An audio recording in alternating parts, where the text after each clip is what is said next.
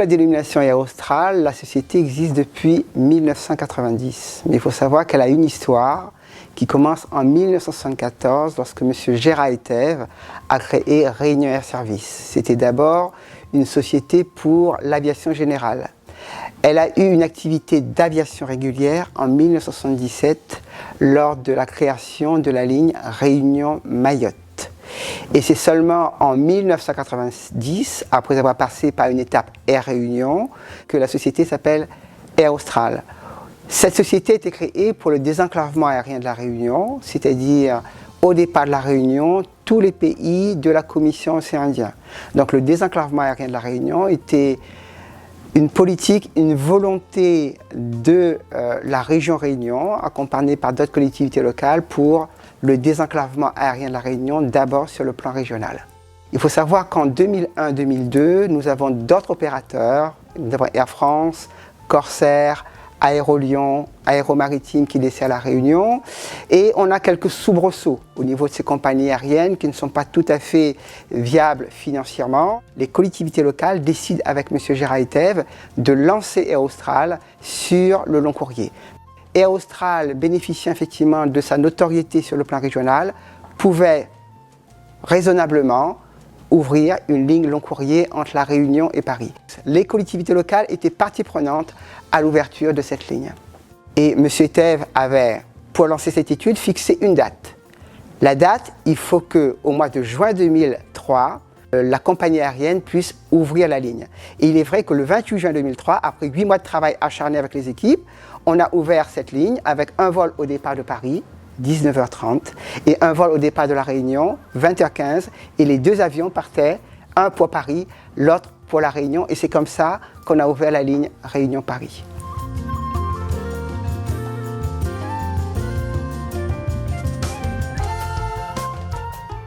Je veux d'abord rendre hommage à celles et à ceux qui ont œuvré à l'époque pour réussir cet audacieux pari. C'est une décision hautement politique, au sens noble du terme, qui avait alors été prise et qui a changé profondément et durablement le destin d'Air Austral. Compagnie exclusivement régionale à l'origine, Air Austral est devenue une compagnie nationale de tout premier plan. Avec le long courrier, c'est un véritable saut qualitatif qui a été accompli. Cette réussite a rendu possible l'ouverture plus tard de la ligne Mayotte-Paris. Air Austral s'est ancré dans le cœur des Réunionnais.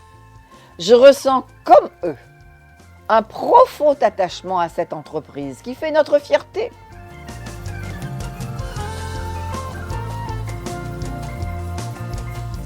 J'étais en contact avec tous les loueurs d'avions, donc on recevait des offres en fait. Donc on voulait clairement 2 avions identiques. Et ILFC, un des loueurs, nous a dit attendez, on a 2 777. Les prix que proposait ILFC étaient ridiculement bas. Donc du coup, on a étudié ces avions beaucoup plus sérieusement en fait. Et ça s'est terminé par ce deal inespéré, on va dire, parce que c'était de loin l'avion le plus performant à l'époque pour faire cette ligne-là. Le lancement du long courrier s'est fait très rapidement. Moi, je suis rentré chez Air Austral au tout début de l'entreprise en 1991. À l'époque, c'était une toute petite entreprise avec 2 avions. En 2002, la direction générale à l'époque, M. Etève, nous a annoncé que Air Austral allait se lancer dans l'aventure du long courrier. On n'y croyait pas du tout, ça s'est fait très vite. Air Austral a changé de dimension. D'un point de vue commercial, la clientèle nous voyait différemment. Les relations avec les agences de voyage se faisaient de manière un peu plus soutenue. Donc je dirais que la compagnie a changé de dimension à l'espace d'un laps de temps très court. Et Air Austral était la première compagnie à opérer un 777 sur la ligne Réunion-Paris. Air Austral était attendu au tournant. Monsieur Etève et l'équipe avaient préparé donc, le lancement de cette opération et je peux dire que ça a été un succès sur toute la ligne dès le début. D'après mes souvenirs, 6 mois avant, nous avions commencé à passer un partenariat avec la région et l'ISFA, l'Institut supérieur de formation aéronautique, pour sélectionner environ 250 futurs PNC.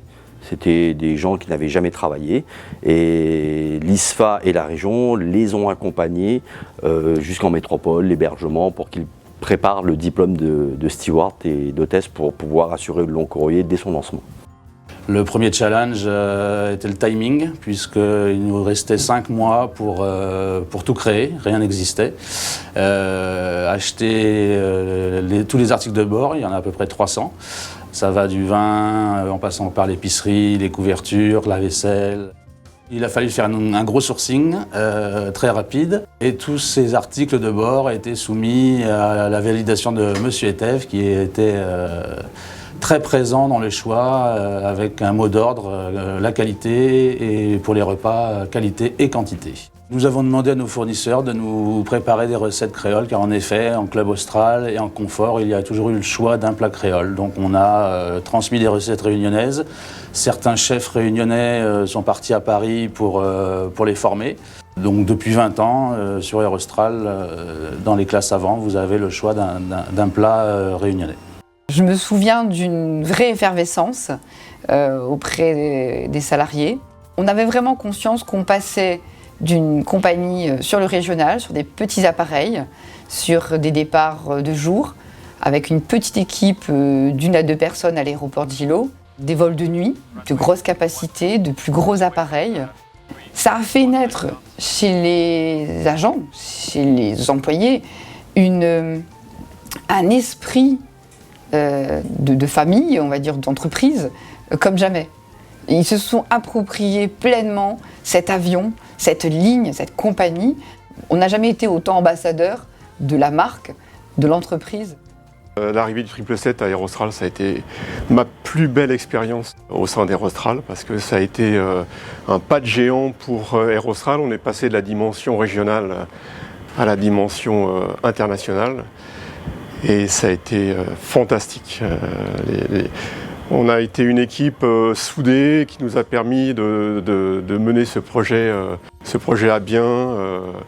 Et à l'époque, on n'était pas très nombreux. C'est aussi peut-être ce qui a pu permettre une cohésion sur ce projet. Ce samedi 28 juin, je m'en souviens comme si c'était hier. C'est avec beaucoup de fierté et d'émotion que j'en parle aujourd'hui. C'était l'ouverture d'une ligne avec l'un des plus beaux avions de l'époque, en 2003, le Boeing 777-200ER. On faisait tout en tout cas pour que l'enregistrement débute à l'heure. Et on avait déjà une file de passagers devant nous. C'était quand même assez, je dirais pas surprenant, mais magique. Parce qu'on attendait l'ouverture de ce vol, l'ouverture d'enregistrement. Les passagers ils étaient pressés de rentrer dans l'avion et voir toute cette magie, c'était extraordinaire pour nous. Ça a été un grand moment. L'enregistrement du premier départ, et 28 juin. Là, tout avait été mis en place comme il fallait. Il n'y a pas eu de couac. Les passagers étaient heureux et on leur a délivré le certificat du premier vol. C'était forcément de se retrouver sur un gros porteur, puisqu'on avait l'habitude de faire que du moyen.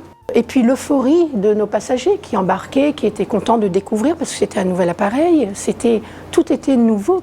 Une grande découverte et un événement vraiment exceptionnel. Ce qui m'a marqué déjà, c'était de dire que, contrairement au vol précédent, là, de 2 heures de temps qu'on pouvait faire sur un moyen courrier, là on partait quand même pour 10 heures de vol. C'était totalement différent déjà au niveau des heures de vol. Ça s'est passé un matin, j'ai été convoqué à la direction en me disant « Vous avez fait du long courrier, AOM est en train de s'arrêter, de déposer le bilan, qu'est-ce qu'on fait ? Son expression c'était « Est-ce qu'on monte dans le train ou on le laisse passer ?» Il faut peut-être monter dans le train. Ce premier vol Réunion-Paris, moi qui l'ai fait avec un équipage complet, et tout s'est bien passé. On ne peut rien dire d'autre. Le même vol qui descendait de Roissy s'est bien passé aussi. Donc on s'est croisés à 3 heures du matin au-dessus du Soudan et voilà, l'affaire était lancée. L'ouverture Paris-Réunion, Réunion-Paris, c'était comme une fête. Pour nous, c'était comme une fête quand on a vu ça. Bon, c'était M. Etève qui nous avait déjà prévenu en courrier compagnie. Et après, bon, qu'on a découvert dans la presse les types d'avions qu'on allait prendre, quel jour on va débuter, vraiment c'était la fête. Je me rappelle même le soir, au décollage du premier vol Réunion-Paris, la plupart des employés se trouvaient au port de Sainte-Marie pour voir l'avion décoller. Et le lendemain, pareil, le lendemain, tous les employés, même ceux qui étaient en congé, étaient présents dans la compagnie pour voir arriver maintenant le Charles de Gaulle Réunion. C'était vraiment la fête pour nous. Les passagers ont été très ravis de constater à bord d'un vol long courrier qu'il y avait du PNC qui parlait créole avec eux, qui leur proposait des repas traditionnels créoles, en plus de la promotion de divers produits tels que le rougail et des ponches réunionnais. On a promu énormément de produits réunionnais depuis. La clientèle a répondu présent dès le début des opérations et surtout la clientèle était impressionnée par la qualité de service qu'Air Austral proposait avec une équipe de personnel navigant jeune, dynamique. Le 777 nous a permis de franchir un gap en matière de compétences, démontrer nos capacités sur le 777, avion fleuron pour Air Austral et tant sur le plan interne pour la compagnie, mais sur le plan national, parce que nous étions les premiers à opérer en 777 sur la Réunion avant même la compagnie nationale. Donc un véritable challenge et les yeux pétillés pour tout le monde, c'était vraiment un vrai enthousiasme et les gens étaient très fiers. Lorsque moi je suis passé personnellement sur le long courrier, donc sur le 777, le changement, on va dire, ça a été sur un réseau différent, un avion différent, plus gros, avec des vols plus longs. Après, le métier fondamental de pilote, il n'était pas à changer, hein. Les bases restaient les mêmes. En revanche, voilà, c'était sur un autre avion, plus gros, avec une technologie différente, plus moderne que le 737. Les vols sur Paris à l'époque, lorsqu'on a commencé en 2003 et 2005, ça représentait un vol par jour. Aujourd'hui, en haute saison, on en est presque à 4 entre le Mayotte Paris et le Réunion Paris, donc en 777 et en 87. Donc aujourd'hui, en termes de volume, on doit être à 20 000 heures de vol. Ça représente 125 pilotes à peu près pour toute la boîte, moyen et long courrier. Le secteur long courrier, c'est 100 pilotes à Air Austral aujourd'hui.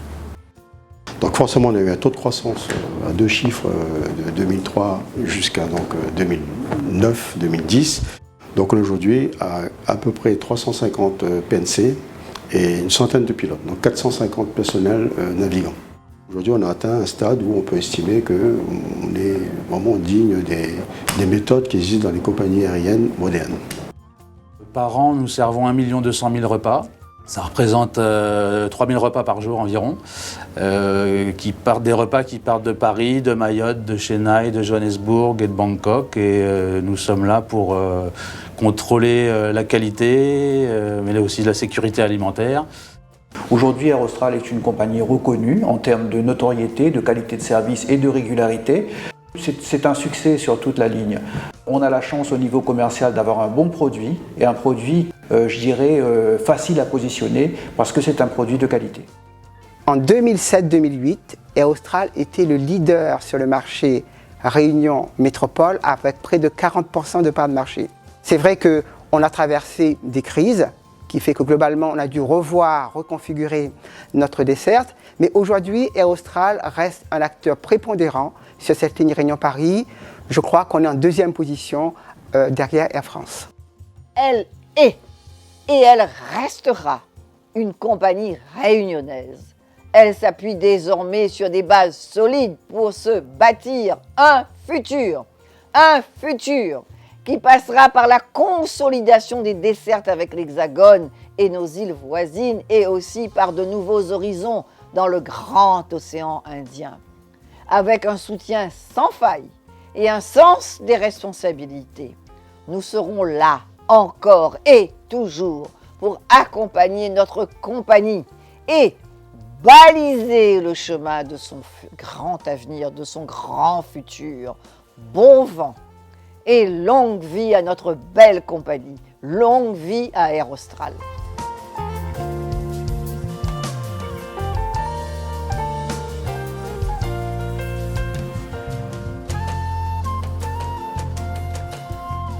Air Air Austral. Vous serez toujours au cœur de notre compagnie.